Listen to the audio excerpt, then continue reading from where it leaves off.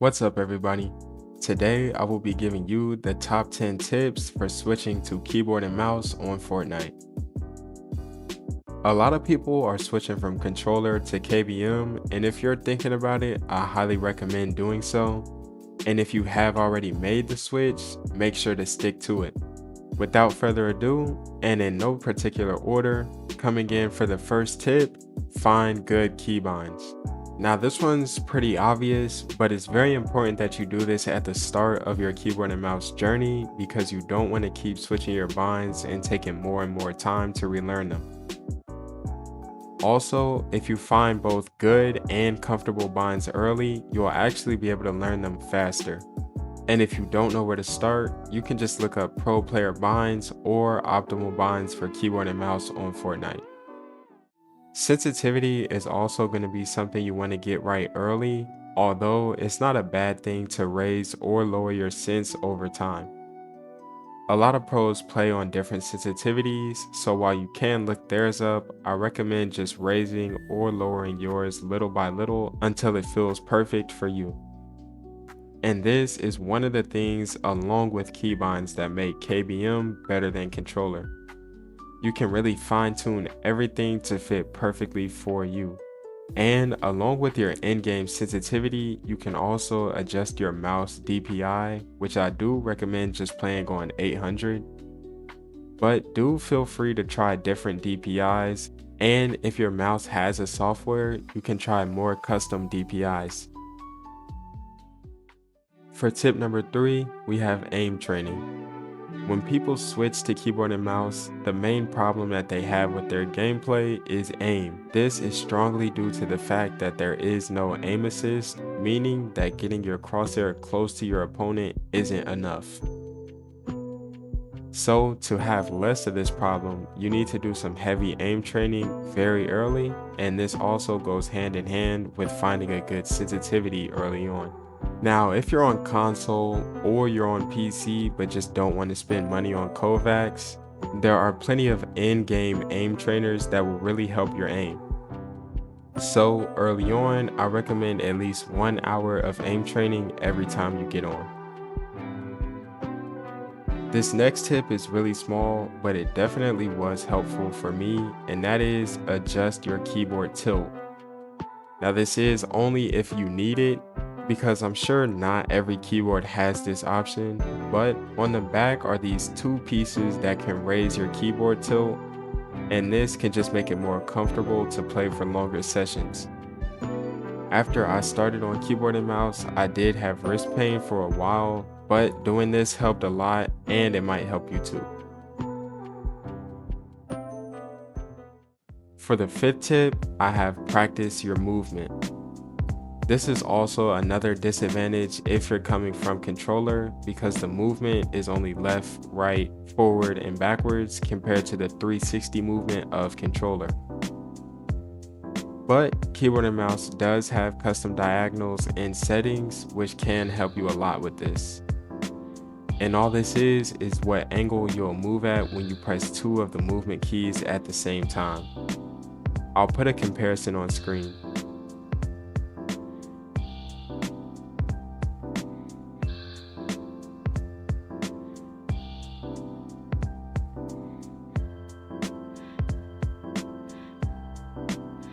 And along with that, I do have a couple of movement practices that you can do, and this is the first one.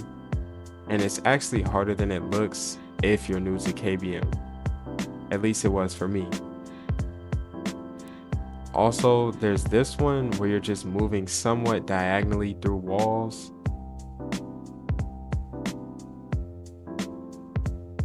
Also, you need to practice crouching, because crouching actually does play a big role in real fight scenarios. So that's just another type of movement that you want to get used to.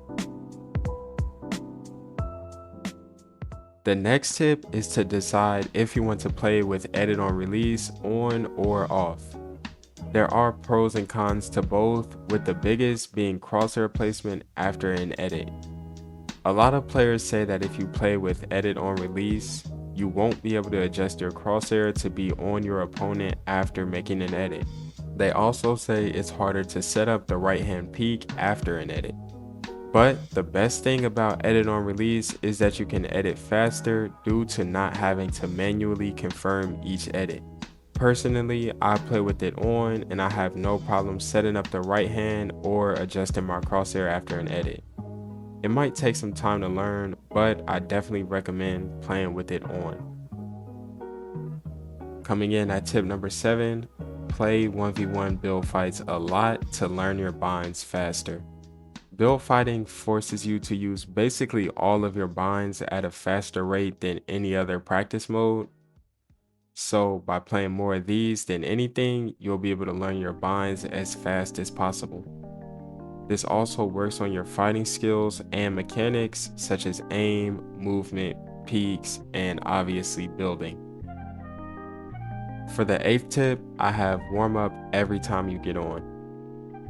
This is especially good to do early in your journey because it'll get you more used to your binds before you get into actual games. And I will say you should warm up pretty thoroughly, meaning practice your edits, do some aim training, free build, and more, because it will make a difference. And eventually, because you'll start developing that muscle memory, you won't have to warm up as often. Over time though, even though you won't need to warm up as often, you still should aim train every day. The next tip is another thing that you want to practice early, and this is crosshair placement. You need to build the habit of good crosshair placement early so that it won't affect you later on. This is definitely something I wish I did at the start of my journey. Even though my crosshair placement isn't bad now, it just could be better. There are a lot of different ways to practice this, but I recommend going into any of the crosshair placement maps and following the blueprint that they have laid out for you. Also, you should free build on a slower speed such as 0.75 or even 0.50 if you need to, and while doing this, really focus on moving your crosshair as little as possible. And the more you do this, the better it'll be in real game situations, and trust, this definitely makes a difference in your gameplay. Tip number 10 is to track your progress, and I recommend finding an edit course map that has a timer in it and playing that every day. And as time goes on, you'll be able to see the times getting better and better, and you'll really be able to feel and see the improvement. You can do this with multiple edit courses, that way you're getting comfortable with doing a different series of edits. You can also do this with aim trainers to see your accuracy improving. I'm just going to throw in one final tip, and this is to just be patient and commit to the grind. Don't keep switching back to controller just because things get hard or you want to prove that you're good to another player. If you focus on doing what you need to do now, you'll see the true improvement and you'll see it pretty fast. Anyways, that's everything for this video. And if you found any of these tips helpful, consider leaving a like. And if you want to see my 1-month progression of competitive Fortnite, click this video on the left. And if you want to see my 1-year progression of keyboard and mouse in general, click this video on the right. Thanks for watching. See ya.